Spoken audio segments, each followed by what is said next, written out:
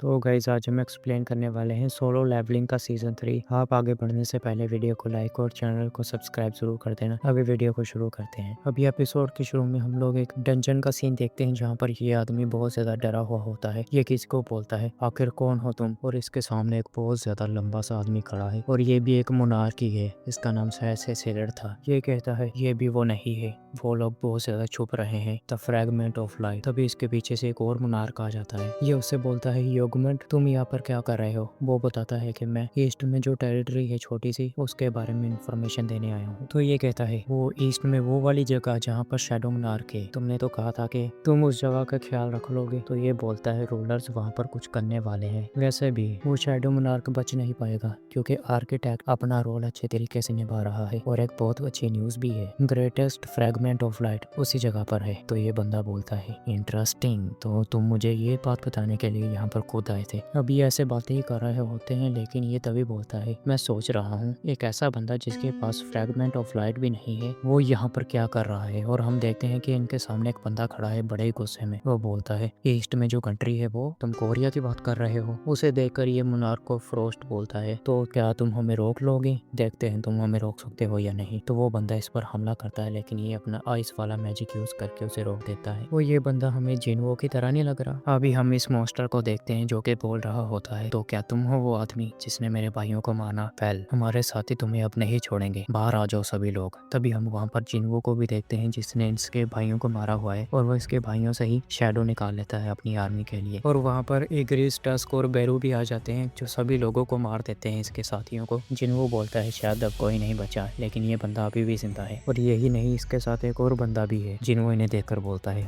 मार डालो इन दोनों को। तभी जिनवो के सारे शैडोज जाकर उन्हें मारना शुरू कर देते हैं। तभी ये दोनों जिनवो पर हमला कर देते हैं, लेकिन एक के पीछे से भैरू और इग्रिस आ जाते हैं जो उसे काट देते हैं। और एक और हमला करने वाला होता है जिनवो पर, लेकिन टस्क अपनी मैजिक वाली स्किल यानी रिवर्स ग्रेविटी यूज करके उसे जमीन पर मार देता है, यानी अब वो जमीन से ही चिपक गया। जिनवो उसे आकर बोलता है अगर तूने मेरे सवाल का जवाब दिया तो मैं तुझे कम दर्द वाली मौत दूंगा। लेकिन वो देखता है कि वो तो पहले ही मर चुका है। जिनवो कहता है आजकल मुझे सिस्टम कुछ भी नहीं सिखा रहा, मुझे खुद ही सब कुछ सीखना पड़ेगा। अभी अपने सिस्टम में से एक की निकालता है जो इसे किसी कस्ट रैंडम बॉक्स से मिली थी। ये बोलता है ये की मुझे तब मिली थी जब मैं लेवल 100 पर पहुंच गया था, और लेवल 100 पर मैं जेजू आइलैंड में फाइट के दौरान पहुंचा था। अभी ये की तो किसी टेम्पल की है और इसे लोकेशन और टाइम पता चल जाएगा उस टेम्पल के बारे में कुछ वक्त के बाद। अब जिनवो को उसे देखकर डबल डंजन की याद आती है। वो बोलता है ऐसा लग रहा है जैसे वो जगह मुझे फिर से वापस बुला रही है, चीजें बहुत ज्यादा बदल गई है, शायद अभी मुझे वहाँ पर वापस जाना चाहिए। अब हम डबल डंजन को ही देखते हैं जिसमें हम इस मॉन्स्टर को देखते हैं, देखना कैसे स्माइल कर रहा है साला। अब हम अगले चैप्टर में जिनहो को देखते हैं जो कि कंप्यूटर पर कोई काम कर रहा होता है बड़े गुस्से में। तभी इसके पीछे से जिनहो भी आ जाता है जो बोलता है बड़ी मेहनत कर रहे हो आज तुम। जिनहो इससे बोलता है तुम कहाँ पर गए थे और ये क्या हाल बना रखा है तुमने। जिनहो उससे बोलता है मैं डंजन में गया था, तुमने बोला था ना हमें अपने गिल्ड के लिए थोड़े से पैसे चाहिए, तो ये वहाँ से ये चीजें भी लाया है, क्रिस्टल वगैरह। जिनहो ये देखकर खुश हो जाता है और बोलता है इसकी मदद से हम अपने एम्प्लॉयज को सैलरी दे सकते हैं। जिनहो कहता है एम्प्लॉय क्या मतलब तुम्हारा। तो जिनहो कहता है तुम्हें याद है ना हमें एक और मेंबर की जरूरत है, फिर ही हमारा गिल्ड पूरा होगा। तो जिनहो बोलता है हाँ हाँ, एक guild master, vice guild master और एक और मेंबर, ठीक है किसी को भी रख लेना, इतनी फॉर्मेलिटी की जरूरत नहीं है। तो जिनहो बोलता है तुम किसी चीज को भूल रहे हो, हमें अपने गिल्ड का नाम भी रखना होगा, ये सबसे ज्यादा इंपॉर्टेंट चीज है। अभी वो दोनों नाम सोचना शुरू कर देते हैं। जिनहो तो बड़े अजीब अजीब नाम बोल रहा होता है, जैसे कि हमारे सेकंड नेम को यूज करके संगू नाम रख देते हैं। तो जिनहो बोलता है क्यों ना हम लोग इसका नाम सोलो प्ले गिल्ड रखते हैं। तो जिनहो बोलता है क्या कैसा नाम है ये। जिनहो कहता है तुम इतने घटिया नाम कैसे सोच सकते हो। तभी इनके दरवाजे पर नॉक होता है और कोई कहता है हंटर जिनवू संग के गिल्ड का ऑफिस यही है और ये हमारी चाह है इन्हें। इसे देखकर तो दोनों ही शॉक हो जाते हैं। जिनवू उससे पूछता है तुम यहाँ पर क्या कर रही हो। तो ये बोलती है मैं तुम्हारा गिल्ड ज्वाइन करना चाहती हूँ। अब ये दोनों बैठ जाते हैं। जिनवू उससे फिर से पूछता है तुम क्लैरिफाई कर सकती हो तुम क्या करना चाहती हो। तो वो फिर से कहती है मैंने बोला ना मैं तुम्हारा गिल्ड ज्वाइन करना चाहती हूँ। तो जिनवू बोलता है क्या तुम्हें हंटर एसोसिएशन वालों ने यहाँ पर भेजा है। तो वो बोलती है नहीं। फिर कहता है क्या तुम्हारे गिल्ड ने तुम्हें निकाल दिया है। तो वो बोलती है नहीं उन्होंने ऐसा नहीं किया। तो जिनवू बोलता है तो फिर तुम हमारे सोलो प्ले गिल्ड को क्यों ज्वाइन करना चाहती हो। चाहे नहीं ये सुनकर बोलती है सोलो प्ले गिल्ड ये कैसा नाम है। तो जिनवू बोलता है ये मैंने और जिन्होंने सोच कर नाम रखा है। तो जिनवू गुस्सा करने लग जाता है, कहता है मैं अभी एग्री नहीं हुआ इस नाम नाम पर, इतना घटिया नाम है। जिनवू बोलता है मुझे तो लगा था तुम्हें ये नाम पसंद आया, और कहता है छोड़ो हम बाद में बात करेंगे, अभी ये बात बहुत ज्यादा कंफ्यूजिंग हो रही है। और चाहिन को देखकर सोचने लग जाता है ये ऐसा क्यों कर रही है, बड़ा अजीब एक्ट कर रही है, कहीं ये मुझे धोखा तो नहीं दे रही। और चाहिन से पूछता है तुम्हारा अभी भी दूसरे गिल्ड से कॉन्ट्रैक्ट है ना? तो वो बोलती है हाँ। वेल मेरे पास इतने पैसे हैं कि मैं पेनल्टी भर पाऊंगी उनके साथ कॉन्ट्रैक्ट तोड़ने की। जिन्हों सोचता है ये पेनल्टी भी भरने को तैयार है, आखिर क्यों ये ज्वाइन करना चाहती है हमारा गिल्ड, क्यों? अब ये भी सोचने लग जाती है मैं कैसे एक्सप्लेन करूँ, कैसे बताऊँ मैं इसे,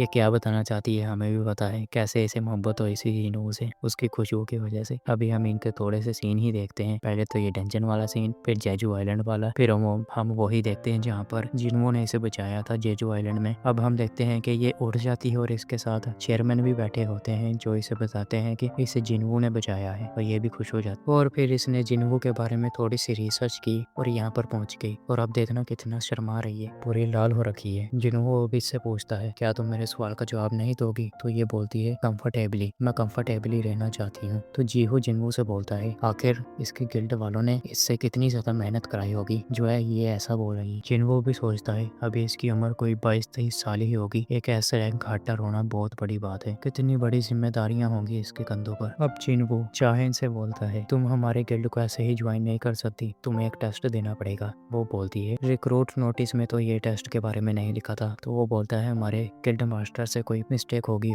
और जीहू को स्नैक और कुछ सामान लेने के लिए भेज देता है। अब चाहिन पूछती है ये कैसा टेस्ट है, तो जिन्हों बोलता है तुम्हें मेरे सबसे स्ट्रॉन्गेस्ट शैडो सोल्जर को हराना पड़ेगा, फिर तुम हमारे गिल्ड में आ सकती हो। और वो भी खुशी से कह देती है ठीक है। अब ये कहती है कहाँ पर देना है हमें ये टेस्ट। जिन्हों बोलता है क्यों ना हम लोग हंटर एसोसिएशन की जिम में ही चले, वो भी मान जाती है। अभी जिन्हों अपनी शैडो एक्सचेंज एबिलिटी के बारे में सोचने लग जाता है कि क्या ये दो बंदों को टेलीपोर्ट कर सकती है, और देखता है कि चाहिन वहां से दरवाजे से जा रही होती है। तो ये उसे रोककर बोलता है तुम्हें ऐसे जाने की जरूरत नहीं है, हमारे पास एक और तरीका है, और उसे अपने करीब लेकर आ जाता है और कहता है तुम्हें बस मेरे थोड़े से करीब आना पड़ेगा साला आरामी, और बोलता है एक्सचेंज, और वहां से जाने लग जाता है टेलीपोर्ट करके। अभी हम देखते हैं जीहू भी वहां पर स्नैक्स लेकर आ जाता है, और वो सामने देखता है कि वहां पर जिन्हों का शैडो सोल्जर बैठा है जो इसके हाथों से स्नैक्स पकड़ता है और खाने लग जाता है। अभी हम लोग हंटर एसोसिएशन की जिम में ही देखते हैं जहाँ पर ये लोग पहुंच जाते हैं। चाहिन पूछती है तुमने ये कैसे किया, तो ये अपनी शैडो एक्सचेंज एबिलिटी के बारे में ही बताने लग जाता है कि मैं अपने शैडोज के साथ जगह एक्सचेंज कर सकता हूँ अपनी। तो भी चाहिन बोलती है मैं अपना वेपन तो भूल ही गई। तो जिन्हों बोलता है हाँ वो पिकैक्स, तो ये बोलती है नहीं वो मेरा वेपन नहीं है। जिन्हों कहता है मैं मजाक कर रहा हूँ मुझे पता है। अभी ये क्या करती है जिम में ही कुछ वेपन्स पड़े होते हैं उन्हें उठा लेती है। ये वेपन कुछ ज्यादा खास नहीं है लेकिन फिर भी ट्रेनिंग में तो काम आ ही जाते हैं। इसने वहाँ से एक बड़ी सी स्वॉर्ड ले ली है। जिन्हों बोलता है क्या तुम श्योर हो तुम इसे इस्तेमाल करोगी, हो सकता है ये तुम्हें सूट ना करे। तो चाहिन बोलती है मुझे इसके साथ ही लड़ना पड़ेगा, वैसे भी जो मोस्टर होते हैं वो हमारे तरीके से नहीं लड़ते। जिन्हों बोलता है हाँ तुमने ठीक ही कहा, और बोलता है इग्रिस ये है मेरा सबसे ताकतवर स्वॉर्ड्समैन। चाहिन पूछती है तो फिर हम इस लड़ाई को एंड कैसे करेंगे। जिन्हों बोलता है ये लड़ाई तब एंड होगी जब तुम मेरे इस शैडो सोल्जर को हरा दोगी और डिस्ट्रॉय कर दोगी, या फिर ये तब एंड हो सकती है जब तुम हार मान लोगी। और सोचने लग जाता है मैंने इग्रिस को बुला लिया, बैरू को